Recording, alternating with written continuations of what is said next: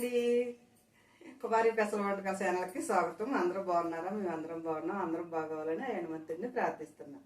ఈరోజు మీకు చూపించబోయేది కొబ్బరి పలావ్ అండి. మనం కొబ్బరి అన్నం చేసుకునేటప్పుడు మనం చక్కగా కొబ్బరి ముక్కలు నేను శుభ్ర సెట్లు కొట్టేసి ముక్కలు చేసి ఉంచాను అనమాట. మనం కొబ్బరి పాలు కూడా ఎలా తీయాలో మీకు చూపిస్తాను. తెలిసిన వాళ్ళు అయితే ఓకే, తెలియని వాళ్ళకి కూడా తెలుస్తుంది కదా అని చూపిస్తారు. అలాగనేసి మీకు తర్వాత ఉన్న పదార్థాలు ఏమేమి కావాలో చూపిస్తాను. కొబ్బరి పాలు కూడా చూడండి ఒకసారి, తీసే విధానం చూపిస్తాను. మనం మిక్సీ గిన్నెలో వేసేసుకుని మిక్సీ కొట్టుకుని చక్కగా మనం పాలు తీసుకుందాం.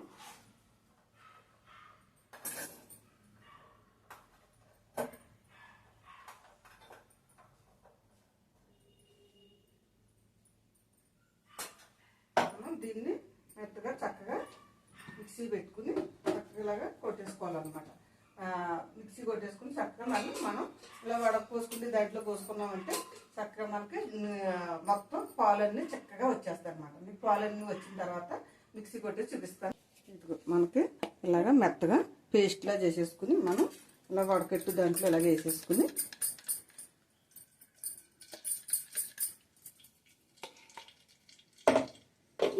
చక్కగా మనం ఇలాగ దీంతో చక్కగా కొంచెం ఇలాగ నొక్కేస్తే చక్కగా కిందకి పాలన్నీ కిందకి కారిపోతాయి అన్నమాట. అది చూసారా? అలాగా ఒక 2 సార్లు కొట్టుకుంది మనం చక్కగా పాలు తీసేసుకుంటే మనకి ఇలాగ పాలు వచ్చేస్తాయి అన్నమాట. ఓకేనండి. మొత్తం పాలన్నీ తీసిన తర్వాత మళ్ళీ మీకు చూపిస్తా. మనం కొబ్బరి పలావ్కి ఇగో పాలు తీసుకుని నేను ఇందులో పోసి పెట్టుకున్నాను.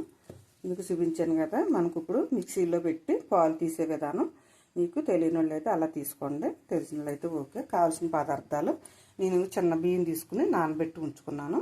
మనకి దానికి కావాల్సిన కోపు ఇదిగో 2 బిర్యానీ ఆకులు, 2 లవంగ మొక్కలు, 2 లాలిక్కాయలు, 2 దాల్చిన చెక్కలు, 1 పువ్వు, 1 నల్ల మొక్క అనమాట.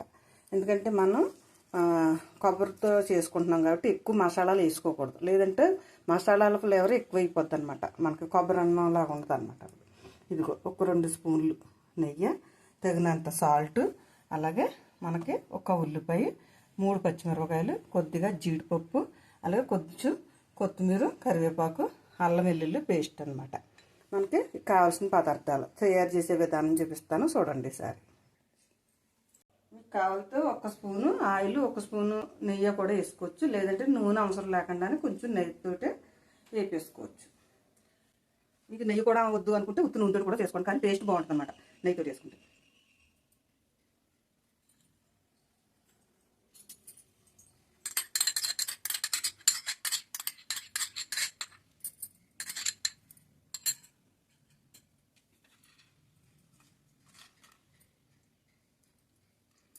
మసాలా కూడా వేసేద్దాం.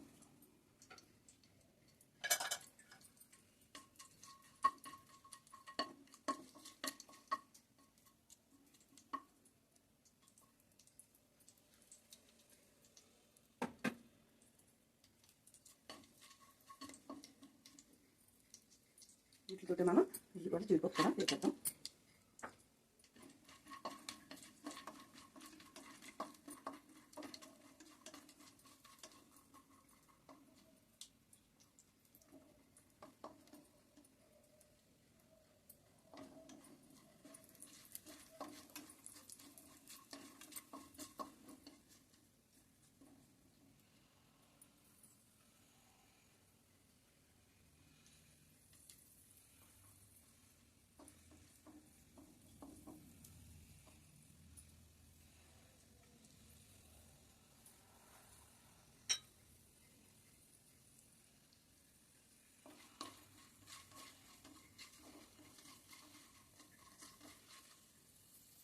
కొద్దిగా నెక్స్ట్ వాసన వస్తుంది. ఈసారి పచ్చిమిరపకాయలు కూడా వేసేద్దాం.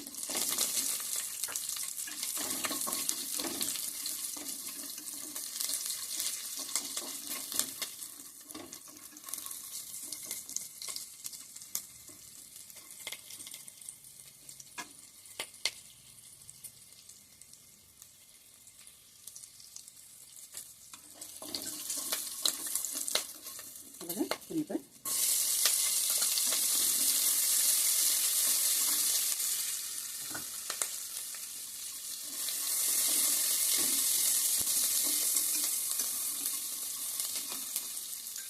దీంట్లోనే కొద్దిగా సాల్ట్ వేద్దాం. ఉంటే కూడా చక్కగా మధ్య వేగిద్ది అనమాట. ఈ తక్కువ మీద తొందరగానే వేగిపోతాయి, ఎక్కువ ఏం కాదు కదా. దీంట్లోనే కొంచెం కొత్తిమీర కరివేపాకు కూడా వేయబడతాం.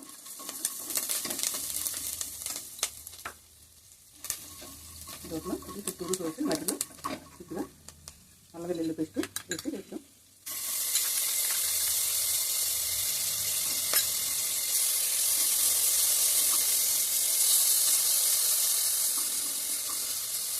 మసాలాలు ఎక్కువ వేసేసుకోకూడదు, ఎందుకంటే మనం ఇప్పుడు కొబ్బరితో చేస్తున్నాం కదా.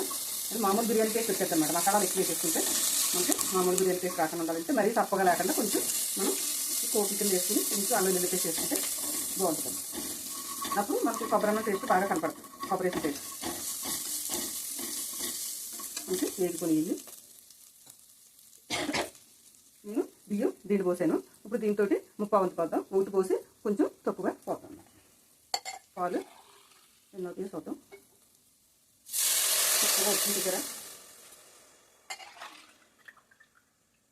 మనకి సన్న బియ్యం మీద ఈ కొన్ని తగ్గినాయి కాబట్టి సరిపోద్ది అనమాట. అదే బాస్మతి అయితే మనకి 1-1.5 అయితే సరిపోద్ది.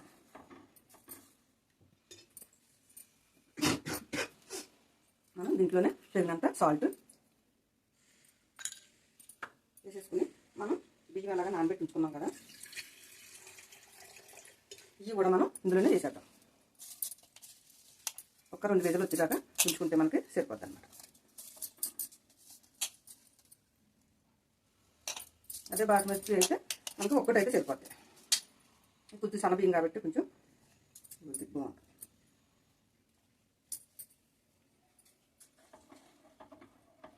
చక్కగా వచ్చింది చూసారా, పాలు బాగుంది. మనం ఈసారి 1-2 విజులు వచ్చే వరకు పెట్టేసి ఫుల్గా పెట్టేసి ఉంచేద్దాం. ఓకే ఫ్రెండ్స్, మళ్ళీ 2 విజులు వచ్చిన తర్వాత కట్టేసి అప్పుడు మళ్ళీ చూద్దాం.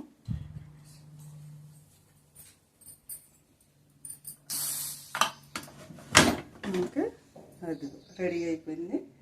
మనం చక్కగా చూసారు.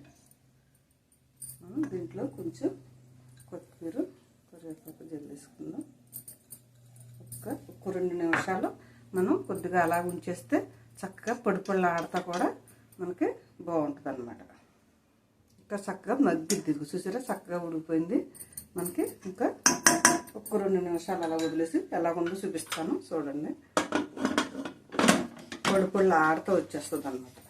ఇంకా కొంచెం మగ్గిద్ది మనకి ఈసారి. చూసారా, చక్కగా పొడి ఆడుతా ఎలా వచ్చేస్తుందో. మనం ఈసారి సర్వింగ్ బౌల్లో తీసేసుకుందాం. ఇదిగో చూసారా, చక్కగా పొడి ఆడుతూ ఉంది. మనం ఉల్లి చట్నీతోటి, అలాగే మటన్ కర్రీ, అలాగే మనం ఉల్లిపాయ ముక్కలు, అలాగే మనకి మనం హోటల్లోకి వెళ్ళి తింటే ఎంత ఆనందంగా ఉంటామో అలాగే సేమ్ అలాగే ఫీల్ అవ్వాలి. అందుకనే నేనైతే ఇలాగే చేస్తానండి. చూసారా కదా, కొబ్బరి పలావ్ మనం తయారు చేసుకుని ఇలాగా సేవ్ చేసుకుని పెడితే ఎవరైనా చుట్టాలు వచ్చినప్పుడు ఇలా పెడితే చాలా ఆనందంగా తింటారనమాట. ఇలా పెడుతుంటే హోటల్లో తెచ్చారేమో అనుకుంటున్నారనమాట. ఇలా మనం ఇలా తయారు చేసి పెడితే అలా ఉంటుంది అనమాట. మనం కూడా ఆనందంగా తినాలి కదా మనం చేసుకున్నప్పుడు. ఇలాగే మీరు కూడా చేసుకుని తినండి. మీకు నచ్చిందని అనుకుంటున్నాను. అలాగే మీకు నచ్చితే కనుక మీ బంధువులకి, మీ స్నేహితులకి షేర్ చేయండి. అలాగే బెల్ ఐకాన్ నొక్కండి, అలాగే సబ్స్క్రైబ్ చేయండి. అలాగే మనం ఏంటంటే ఏ వంట చేసినా మీ ఫోన్లోకి వెంటనే రావాలంటే సబ్స్క్రైబ్ చేసుకోమనండి. ఓకేనండి, మళ్ళీ ఇంకొక ఐటెంతో మీ ఎదురుకు వస్తాను. బాయ్.